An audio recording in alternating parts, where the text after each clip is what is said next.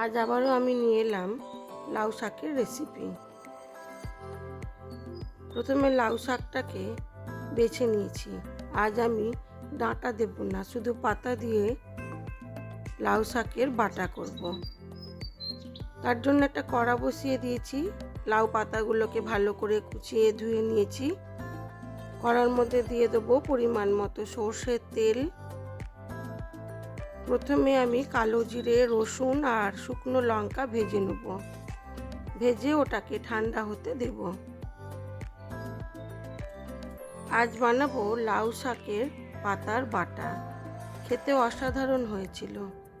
দিয়ে দিলাম পরিমাণ মতো কালো জিরে আর রসুন, বেশ অনেকগুলি, আর দিলাম লঙ্কা, শুকনো লঙ্কা। এটাকে একটু ভেজে নেব নুন দিয়ে। দিয়ে এটাকে ঠান্ডা হতে দেব।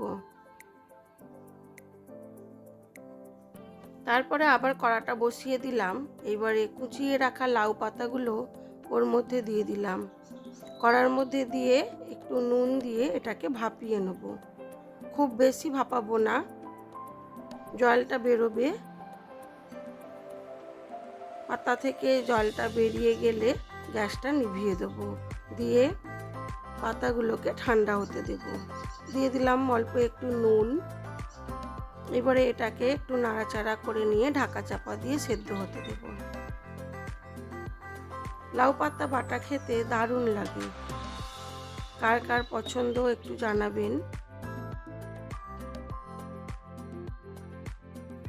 আর আমি যেভাবে করছি এইভাবে করেন কি না সেটাও একটু বলবেন।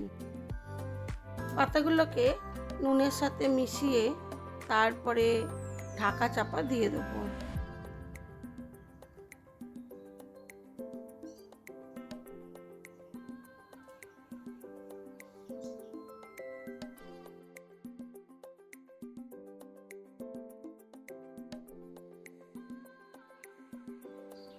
যারা লাউ পাতা খেতে ভালোবাসেন, লাউ শাকের তরকারি আমি আগের ভিডিওতে দিয়েছি, সেটাও দেখে নিতে পারেন। লাউ পোস্ত, লাউ শাকের পোস্ত, সেটাও খেতে খুবই সুন্দর হয়। এই গরমে লাউ শাক খাওয়া খুবই উপকারী।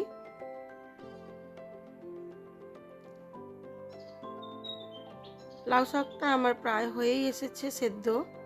এবারে আমি এটাকে ঠান্ডা হতে দেব।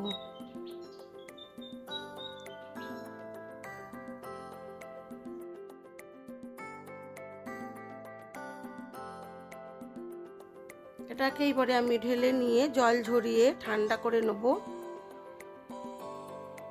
ওদিকে যে মশলাটা করে রেখেছিলাম ওটাকে একটু মিক্সিতে ঘুরিয়ে নেব। আজ আমি লাউ পাতা বাটাটা কিন্তু মিক্সিতেই বাটবো। এইবারে ওর মধ্যে দিয়ে দেবো ভাপিয়ে রাখা লাউ পাতাটা। আবার কড়ার মধ্যে অল্প একটু তেল দিয়ে দিলাম।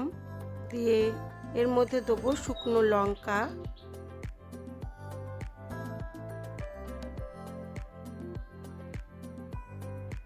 তেলটাকে হালকা গরম করে শুকনো লঙ্কা দিয়ে দিলাম। দিয়ে বেটে রাখা পাতাটা দিয়ে স্বাদ মতো নুন ও চিনি দিয়ে এটাকে আবার একটু কষিয়ে নেব।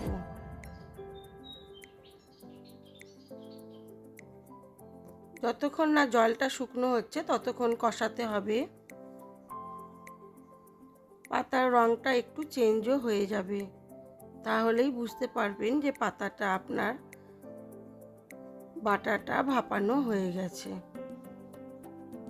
দিয়ে দিলাম স্বাদ মতো চিনি, আগেই নুন দিয়েছিলাম। এইবারে এটাকে একটু নাড়াচাড়া করে নেব। এইভাবে পাতা বাটা করলে খেতে কিন্তু অসাধারণ লাগে। প্রথম পাতে লাউ পাতা ভাপা খেতে সুন্দর লাগে। আমার মতো করে কে কে খান একটু জানাবেন। এটা কিন্তু খেতে অসাধারণ হয়, অসাধারণ। চলুন এবারে আমি দেখাই আমার আজকের লাঞ্চ মেনুতে কি কি ছিল।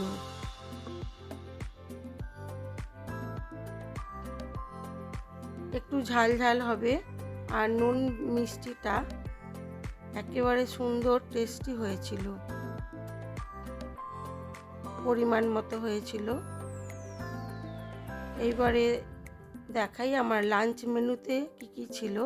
আজকে ছিল সাদা ভাত, ছিল কাঁচা লঙ্কা দিয়েছিলাম, লাউ পাতা ভাপা, চিংড়ি মাছ ভাজা, শুকনো লঙ্কা দিয়ে আর পেঁয়াজ দিয়ে মাখা, বড় বড় করে আলু কেটে রেখেছিলাম, কেটে সেটাকে ভেজেছিলাম, ছিল আম ডাল, আর ছিল মাছের ঝাল, আর আলু পোস্ত, আর ছিল চাটনি। আজ এইটুকুই। আমার এই ভিডিওগুলি আপনাদের কেমন লাগে অবশ্যই জানাবেন। নতুন বন্ধু হয়ে থাকলে একটা সাবস্ক্রাইব করে দেবেন।